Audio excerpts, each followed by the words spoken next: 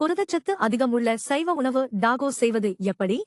100 gram soya துண்டுகள், 200 gram paneer, 2 வெங்காயம் நறுக்கியது, 1/2 teaspoon எண்ணெய், 1 தேக்கரண்டி சிவப்பு மிளகாய் தூள், 1 தேக்கரண்டி தனியா தூள், 1/2 தேக்கரண்டி சீரகத்தூள், 1/2 தேக்கரண்டி கரம் மசாலா, 1/2 தேக்கரண்டி மிளகு, உப்பு.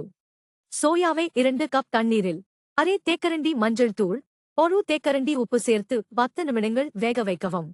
பின்னர் நீரை வடிகட்டவும். வெங்காயத்தை எண்ணெயில் பொன்னிறமாகும் வரை வதக்கவும். மற்றொரு கடாயில் எண்ணெய் ஊற்றி சோயா, பனீர் மற்றும் அனைத்து மசாலா பொருட்களையும் சேர்க்கவும். 2 நிமிடங்கள் வதக்கவும். 1/4 கப் தண்ணீர் சேர்த்து மூடி வைத்து 7-8 நிமிடங்கள் வேகவிடவும். 1 கப் கடலை மாவு, 1 கப் மைதா, 1/2 தேக்கரண்டி உப்பு, படிப்படியாக 1/2 கப் வெதுவெதுப்பான நீரை சேர்க்கவும். மென்மையான மாவாக பிசையவும். ஈரமான துணியால் மூடி 10 நிமிடங்கள் அப்படியே வைக்கவும். பின்பு மாவை திரட்டி சப்பாத்தி தட்டி தவாவில் போல் சுட்டு எடுக்கவும். பின்பு வெங்காயம், பூண்டு 7-8 பல், 1-2 பச்சை மிளகாய், உப்பு மற்றும் 1 தேக்கரண்டி வெல்லம் ஆகியவற்றை மிக்சியில் பேஸ்டாக அரைக்கவும். பின்னர் அதில் தக்காளி, எலுமிச்சை சாறு சேர்த்து அரைத்து எடுக்கவும்.